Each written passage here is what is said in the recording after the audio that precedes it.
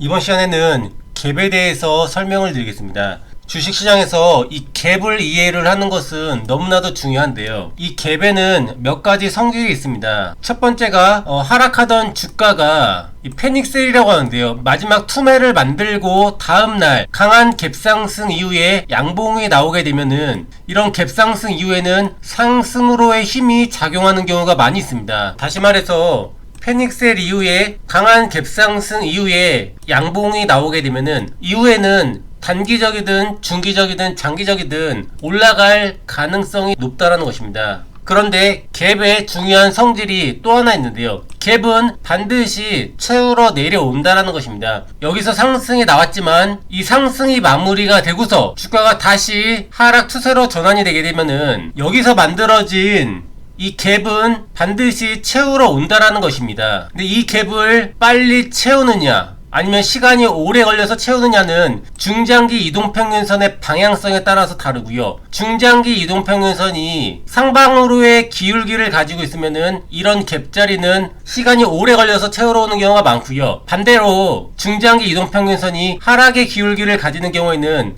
이런 갭자리를 빠르게 채우러 내려오는 경우가 많다는 것입니다. 실제로 코스닥 차트에서 이런 패닉셀 이후에 만들어진 갭자리가 어떻게 채우러 내려오는지 설명을 드려보겠습니다. 일단 한 가지 팁을 말씀을 드리면 차트 분석을 할 때 큰돈이 움직이는 차트에서 차트 분석에서 잘 맞습니다. 환율 차트라든지 지수 차트라든지 큰돈이 움직이는 차트가 휩소가 작고요. 기술적 분석이 더 잘 맞습니다. 설명을 드리면 이날 패닉셀이 만들어졌습니다. 주가가 계속 하락을 하다가 반등이 나왔지만 반등이 약하고 재차 밀리면서 이날 투매가 만들어졌는데요. 장중에 마이너스 6.82% 폭락이 나온 거죠. 다음날 강한 갭상승 이후에 양봉이 나오게 되면은 단기적이든 중기적이든 장기적이든 이런 캔들 패턴 이후에는 올라갈 가능성이 높다라는 것이고요. 올라가지 못하더라도 이런 강한 하락세가 진정될 가능성은 높습니다. 그런데 여기서 중요한 게 올라가더라도 추후에 여기서 만든 갭자리는 반드시 채우러 내려온다라는 것입니다. 그때 중장기 이동평균선의 방향성에 따라서 그 시간이 결정이 되는 거고요.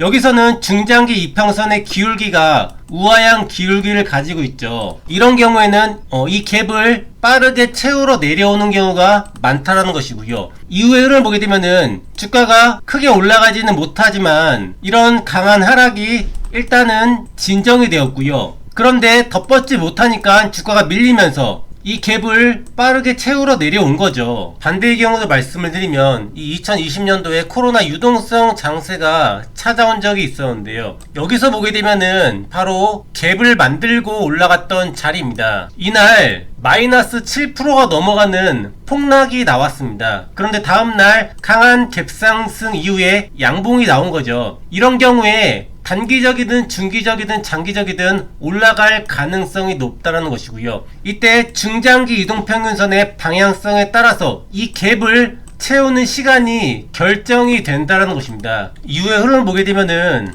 여기서 갭을 만들었던 자리이고요. 이때를 기점으로 해서 굉장히 오랜 기간에 걸쳐서 주가가 올라갔고요. 그리고 고점을 찍고서 고점과 저점을 낮추는 하락 추세로 전환이 되면서 추후에 이 갭자리를 채우러 내려온 겁니다. 이렇게 중장기 이평선이 우상향의 기울기를 가질 때는 이 갭을 채우더라도 시간이 오래 걸릴 수가 있다는 것이고요. 그 중간중간의 흐름에서도 또 이런 갭자리가 많았습니다. 이런 구간을 볼까요? 주가가 투매가 나옵니다. 그리고 다음날 시가 갭상승 이후에 양봉이 나오죠. 이런 패턴을 만들고 나면은 올라갈 가능성이 높다라는 것이고요. 하지만 추후에 이 갭자리는 반드시 채우러 내려온다라고 생각을 해야 된다는 것입니다. 이후에 주가가 고점을 찍고서 밀리더니 이 갭자리를 채우러 내려온 거죠. 이 구간도 보게 되면은 주가가 투매 이후에 갭상승 이후에 양봉이 나옵니다. 이런 캔들 패턴을 만들 때 올라갈 가능성이 높다는 것이고요. 이 중장기 이평선이 우하향의 기울기를 가질 때는 이 갭자리를 빠르게 채우러 내려올 가능성이 높다는 것입니다. 바로 채우러 내려온 거죠. 여기서도 보면은 요 자리